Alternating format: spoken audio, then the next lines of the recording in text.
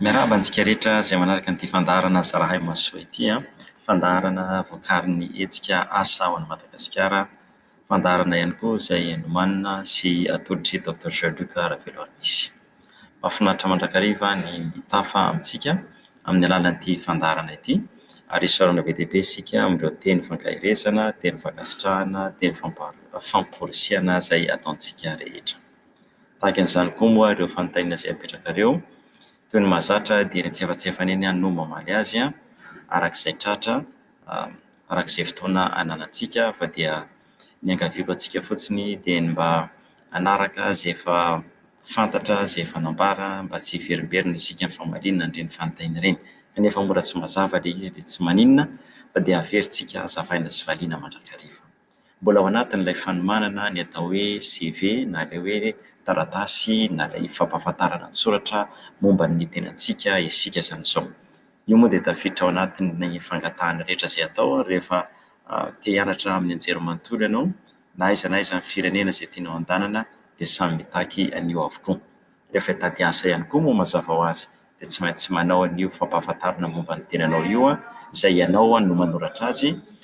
Ianao no manoratra azy mba hahafantarany toerana izay angatahanao asa na ny toerana izay tianao hianarana ny mombamomba anao.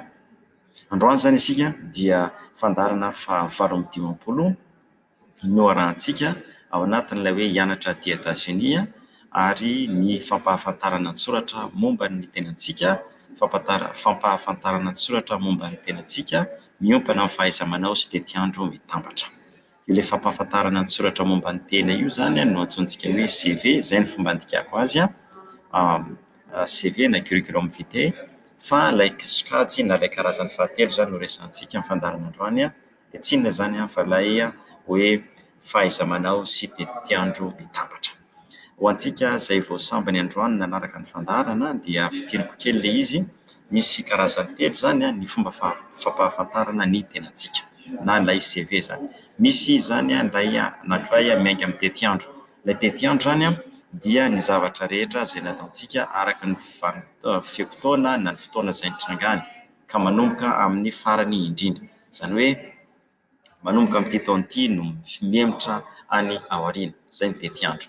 Ny fahaiza-manao indray dia miompana amin'ny zavatra manokana izay hainao. Ohatra, havanana ianao amin'ny fanoratana, havanana ianao amin'ny fitariana, havanana ianao amin'ny famoronan-javatra, havanana ianao amin'ny kajy, dia izay izany no ataonao lisitra dia hazavainao ny fomba anehoanao fa manananao an'izay ilay hoe fahaiza-manokana, fahaiza-manao amin'ireo sokajy izay napetraka ao ireo.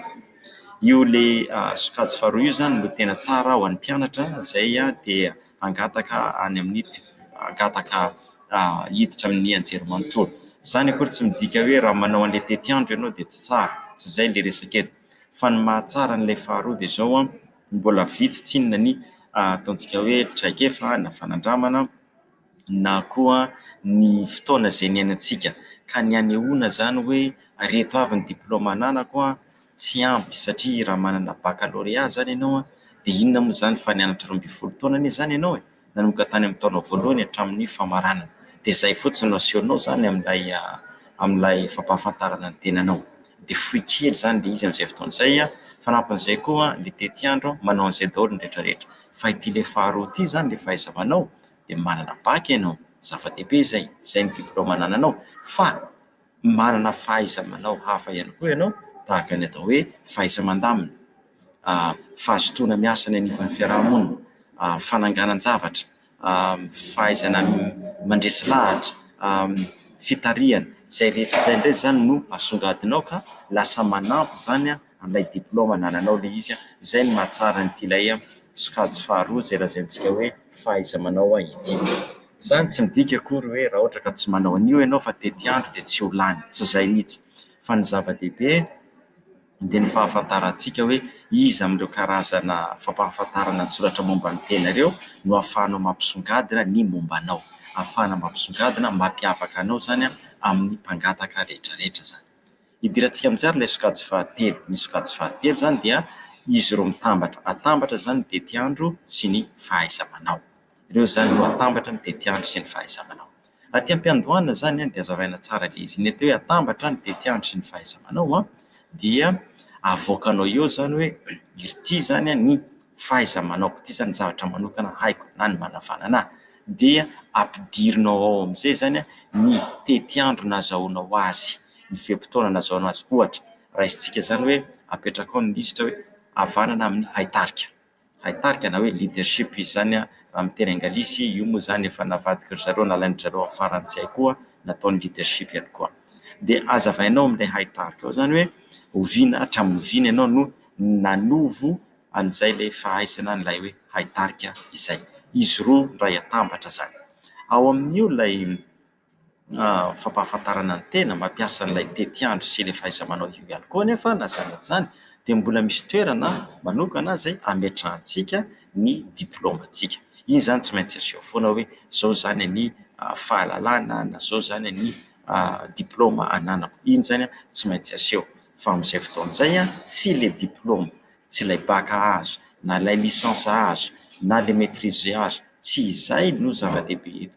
Fa ny zava-dehibe eto zany dia ny fahaizanao mametraka hoe ireto avy ny fahaizana manokana ananako dia ireto ity ny vanim-potoana nahazoako azy na ny nahaizako azy. Ity zany dia tsara ho an'ny olona izay manana fanandramana na fahaiza-manao na manana traikefa be dia be. Izy zany sady andeha ataontsika mahay haitarika izy no mahay manamboatra zavatra miainga amin'ny tanany, mety manorina trano na mahay sady mahay mihira izy, mahay ihany koa izy any amin'ny sehatry ny fitantanana, nefa koa jerenao izy fa mahay manamboatra ny simba. Zany hoe be dia be zany karazana hainy olona io. Azo ampiasaina tsara koa ity amin'ny fitadiavana asa. Raha te hitady asa ianao zany dia ny misongadina eto mantsy dia ny fahaizana arak'asa. Ny fahaizana arak'asa izay mampiseho fa nanao asa be dia be ianao ary tamin'ny toerana maro samihafa no nanaovanao an'izay asa izay. Ny indro kely ity fanaovana an'ity ilay izy mitambatra ity tsorina amintsika, fa ny indro kely amin'ity dia mety manahirana be ny olona ny mamaky azy. Hoe inona marina moa zany tena hain'ilay olona ity fa toa ohatrany mandeha tsisy miankavidy, miankavanana izy dia marina ity olona ity raha mba olona mahatombo-tsiraka. Zay ny olana amin'ity ilay fampahafantarana ity, amin'ity ilay CV ity zany, fampahafantarana momba ny tenanao ity. Satria miparitaka be loatra ny fahaizanao na ny fahalalanao arak'ilay vanim-potoana izay nahazoanao an'ilay fahalalana na nahazoanao an'ilay traikefa, arakaraka ihany koa ilay vanim-potoana nahazoanao an'ilay diplaomanao. Miparitaka eraky ny rehetrarehetra dia ilay olona zany mahita an'izay mety ohatran'ny olona tsy mahatombo-tsiraka ity ka. Ka ny manahirana amin'io zany hoe aho dia miparitaka be ilay izy, miparitaka taria nahay an'izao, taria nahay an'izao, tamin'ny taona izao nanao an'izao, dia avy eo indray tampotampoka eo tsambikina taona hafa indray dia hoy ilay olona hoe mety tsy mahatombo-tsiraka ity mpangataka ity raha namana ity zao. Ny olana amin'io koa dia lava be io CV io, lava be izy satria voatanisa tena amin'ny atsipiriany ny zavatra izay hainao na ny zavatra izay nataonao. Io dia tsy natao zany ho an'olona izay vao manomboka asa, hoe vao hitady asa izy na vao hiditra amin'ny anjerimanontolo ity fampivadiana ny tetiandro sy ny fahaiza-manao ity. Mety hiteny zany nareo inona ary ny resahanao azy. Resahana ilay izy satria misy olona koa tahaka izany mahay zavatra maro izy. Mahay zavatra maro izy tsy tafiditra ao anatin'ilay tetiandro na ilay fahaiza-manao ny azy, fa miparitaka izay ilay fahaizany izay. Izay ny antony iresahantsika azy zany. Ny tombony averiko, ny tombony dia tonga dia miseho mibaribary ny zavatra hainao, miseho mibaribary ny porofo fa ianao ange dia olona mianatra mandrakariva, avy dia miseho baribary ihany koa, miseho baribary ihany koa ireo lafitsarany momba ny fiainanao. Satria mitranga ery ilay izy hoe ireto avy zany ny fahaiza-manao zavatra haiko manokana, ireto avy ny fanandramana izay ananako, tonga dia hita miharihary eo zany ilay izy. Ka andeha ary aho ho fampiarana azy. Fampiarana azy zany dia andeha ho tanisaiko aminareo ny votoatin'ilay votoatin'ny fampahafantarana momba ny tena ka miainga avy amin'ity ilay hoe tetiandro sy fahaiza-manao ity. Inona avy zany no atao ao anatiny? Izay angamba ny mahamora ny fanazavana zany. Inona avy no atao ao anatiny? Satria mety misavoritaka kely zany ny saintsika, ohatra mipatitaka kely izany fa ahoana tsara ve zany zavatra resahan'ny ramose zany ve sao dia tsy azoko ka aleo tonga dia tanysaintsika hoe inona avy zany ny ao anatiny ity ao anatiny ity inona no raketina ao anatiny ity fampahafantarana ny fahaiza-manao na ity CV ity zany zay miainga amin'ny zavatra hainao zany, ny zavatra hainao sy ny tetiandro. Voalohany ary ery ampovoany ambony indrindra ery amin'ilay taratasy. Firy pejy moa zany no le CV? Ho antsika aloha raha ohatra ka ho antsika mpianatra tsy tokony hihoatra ny 2 pejy, 2 pejy ny tena tsara, 2 pejy ny tena tsara satria be dia be le mpangataka ka raha lava be eo ny zavatra ataonao indrindra fa be tatasika eo anao, tatasika moa sa tatasika, raha be tatasika eo anao na hoe tatasika zay mahafalifaly anareo eo dia mety reraka be, mety lahoana ihany le mpamaky an'ity ilay mpanao sivana mpanao sivana fangatahana fa zavatra tena mivantana, mazava, mifintina, zay zany no mila soratana. Azo atao mihoatra ny 2 pejy raha ohatra ka tena hitanao hoe manana fanandramana be ianao, fa 2 pejy dia sahaza. Reto avy zany no ataonao ao anatiny. Resahantsika eto zany ny ao anatiny na ny votoatiny ilay fampahafantarana ny tena miainga avy amin'ny tetiandro sy ny fahaiza-manao manokana. Le ao anatiny zany zao no resahantsika. Ery an-tampony taratasy, tampony dia ataonao ampovoany, tampony indrindra ataonao eo ampovoany eo zany no ahitana ny fomba ifandraisana aminao. Soratanao ao zany ny anaranao dia mazava ho azy fanampina anarana no miandoha voalohany dia avy eo zany vao anarana. Io marihako fa fanampina anarana foana no mandeha amin'ny voalohany, fanampina anarana. Ohatra zao ny ahy zany zao dia Joël Luc, zay ny fanampina anarako, zay vao hoe Ravelo Armisy, zay Joël Luc Ravelo Armisy, zay ny ery ambony dia apetraka ao aorianany eo amin'izay ny adresinao, ka le adresy eto dia ny adresy lohatrano, adresy trano zay mahafantara an'ireo le aiza ianao no mipetraka.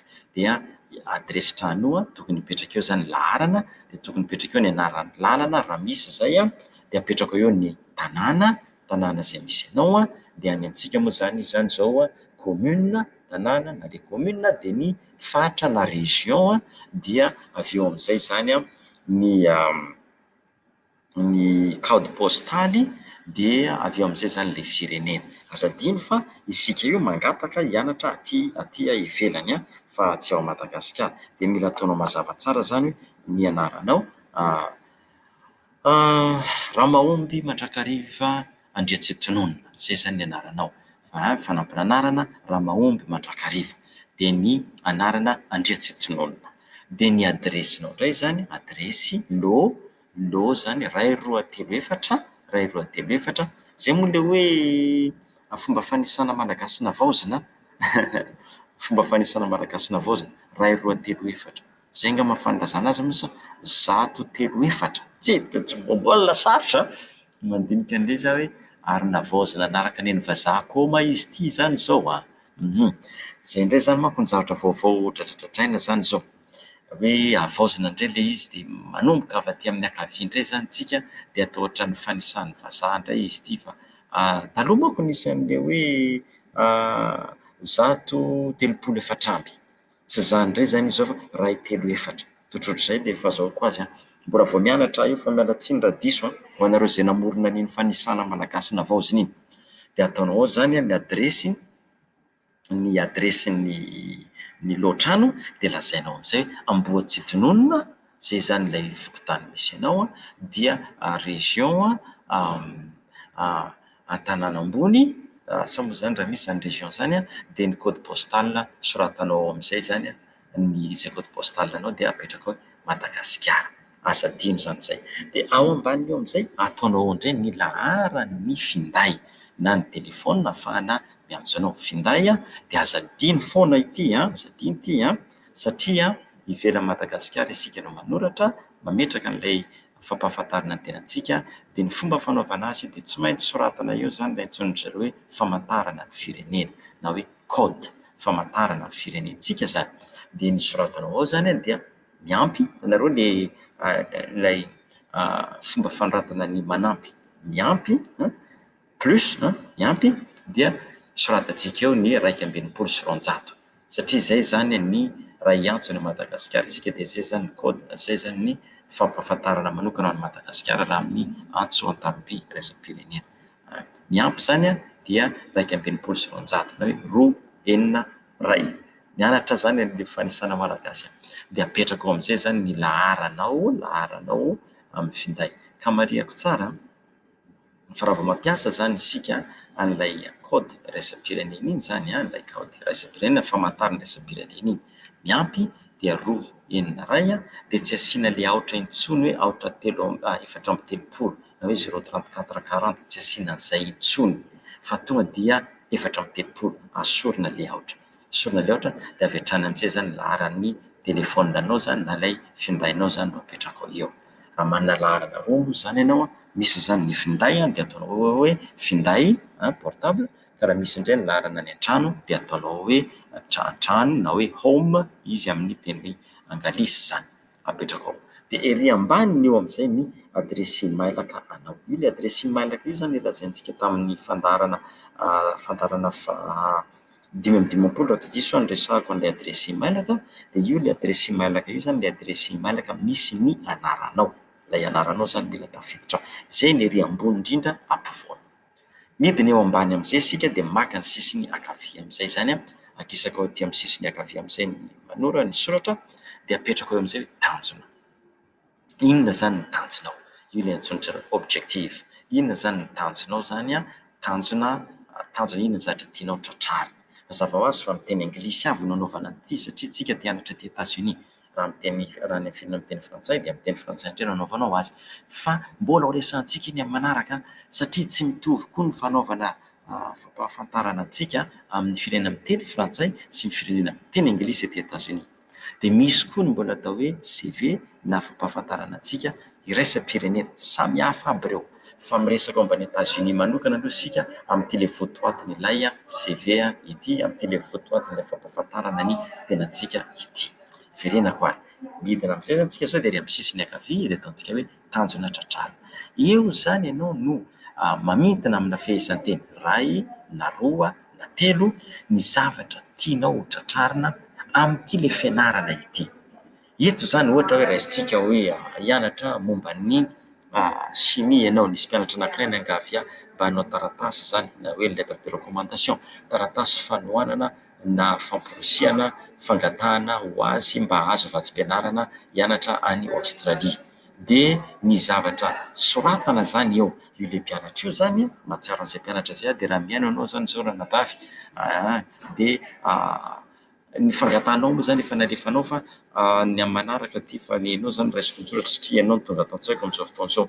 Dia ny ataonao amin'ilay tanjona io zany chimie moa zany ilay zavatra tianao hianarana dia jereo ilay anjerimanontolo dia jereo an'ilay departemanta na lalam-pifanomban'ny chimie dia jereo ny tanjon'ny zareo dia jereo koa ny tanjon'ny anjerimanontolo na ny vina dia eo amin'izay zany ny ampidirinao ohatra hoe ny tanjo dia pikaroka siantifika mahavoafehy ny tsy fantatro inona ny resaka chimie izaho moa tsy izay ny lalana nalehako ka tsy dia fantatro loatra.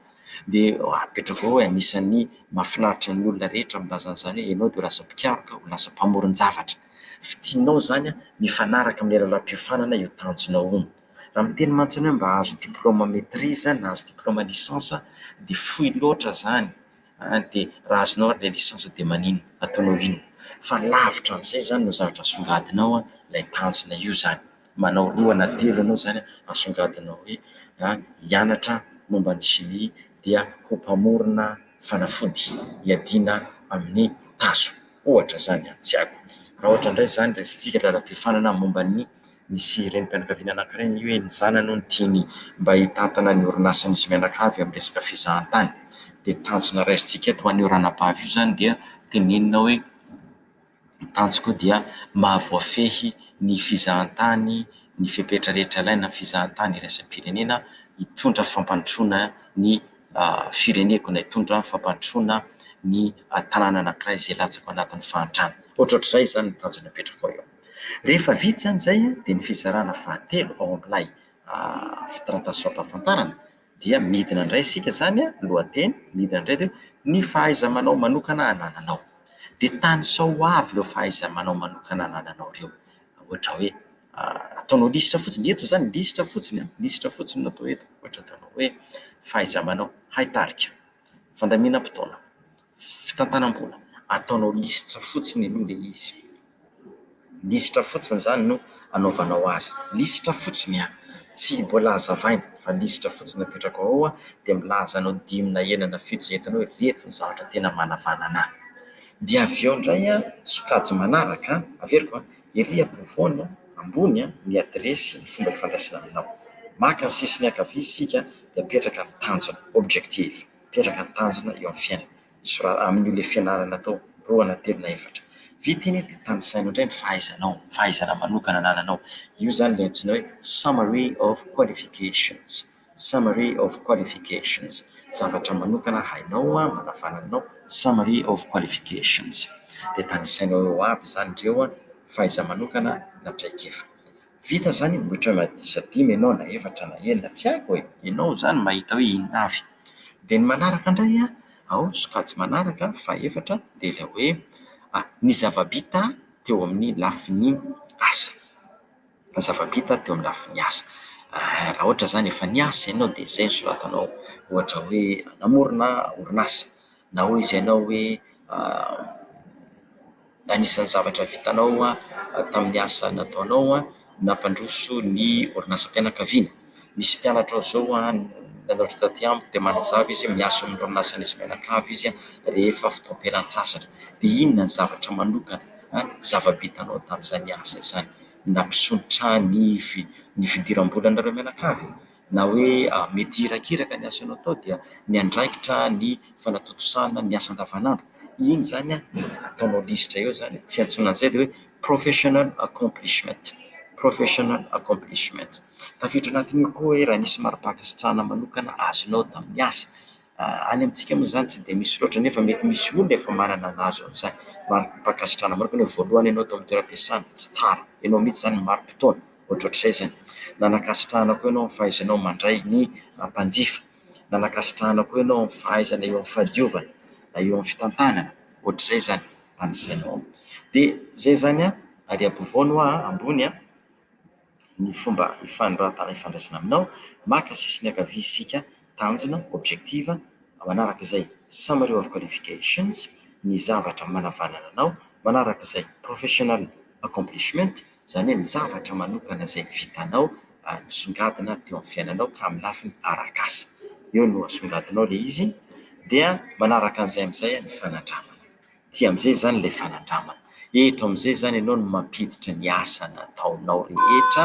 ka izay le asa nataonao rehetra izay zany izay le asa rehetra izay nataonao izay zany tanisainao amin'izay araky ny toerana niasanao ny lohatenin'le asa nataonao ary ny taona nanaovanao an'ilay asa ary koa ny andraikitrao mialatsiny raha nisy feo teo fa ety an-dalana zany dia misy filazana ety dia manindry ilay feontsika mialatsiny averiko zany eto amin'izay zany no asianao ny fanandramana ireo ilay antsointsika expérience professionnelle izy amin'ny teny frantsay na hoe professional experience dia eo zany ny tanisanao ny anarany andraikitra ny tazominao ny orinasa ny asanao ny toerana nanaovanao an'izany asa izany ny tety-andro ny fiam-potoana nanaovanao azy tadidinareo amin'izay le hoe fandraisan'le fiam-potoana amin'izay le izy zany zao le tety-andro fiam-potoana nanaovanao an'le asa ny andraikitra ny tananao tao ny andraikitra ny tananao tao ny andraikitra ny tananao tao sy ny vokatry ny asa izay nataonao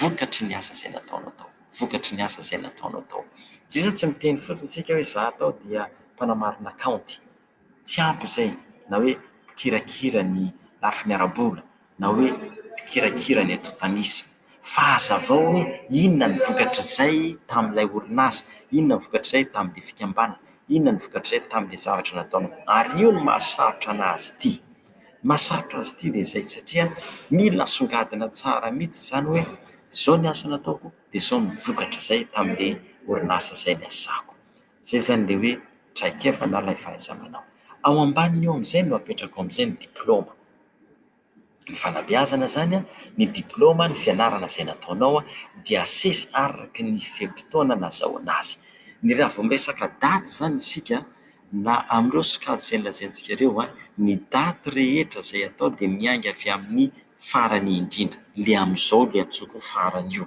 Raha ohatra zany ianao zao mianatra fa nahazo bac ianao zany de efa taona voalohany ao amin'ny anjerimanontolo de manomboka zao mihemotra zany le izy. Zay zany le daty apetraka ao de mihemotra. Tahaka zay koa le tery amin'ny fanandramana arak'asa taria ny atao amin'izao de mihemotra any aoriana. De tanisaina ao zany taona voalohany amin'ny anjerimanontolo eny Ankatso. De lazainao ao zany le lalam-piofanana de ny anaran'ilay anjerimanontolo de ny taona misy anao. Aorianan'iny amizay apetraka ao ny daty nahazoanao baccalauréat, heverina zany fa nahazo baccalauréat ianao zany tamin'ny 2024. De mihemotra de satria moa zany voangataka hiditra any amin'ny anjerimanontolo ianao zany zao ohatra de hatreo amin'ny classe de seconde miakatra no ampidirinao.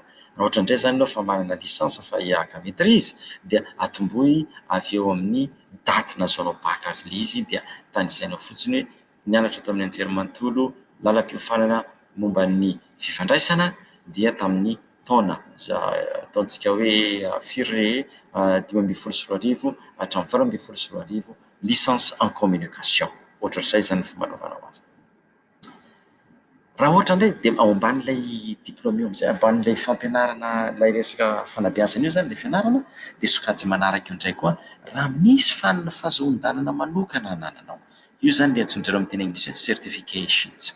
Raha misy fahazoan-dalana manokana anananao, ohatra hoe manana fahaizana manokana ianao momba ny fitantanana tetikasa dia nahazoanao certificat izany. Eto zany zay certificat rehetra anananao na fahazoan-dalana aty andafy aty manko be dia be zany le antsoindreo license na certifications. De ohatra zany hoe fahazoan-dalana milomano na mamonjy vonona, mety manana an'izay nareo azonareo avy any vokovoko mena. Reny le karazana certificat ireny. Raha tsaroanareo zay efa nanaraka an'ity fandarana ity de tany amin'ny fandarana fahafito, fahavalo, fahasivy, fandarana fahafolo, faha 20, faha 20 ny resahako fampianarana maimaimpoana ampitain-davitra. Maro amin'ireny fampianarana maimaimpoana ampitain-davitra ireny no manome certificat de azonao tanisainao avokoa ireny certificat ireny mba hampatavy, hampibontsina, hampahaliana ilay CV anao zany. Misy zavatra maro zany azontsika atao mba hahatonga antsika hisongadina. Tsy voatery miala vola avy isika amin'io satria be dia be ny fampianarana ampitain-davitra ahazoana certificat zay maimaimpoana. Ny vola aloha amin'io zany de le fidiranao any amin'ny cyber anaovanao azy fa atanisainao koa zany le certificat.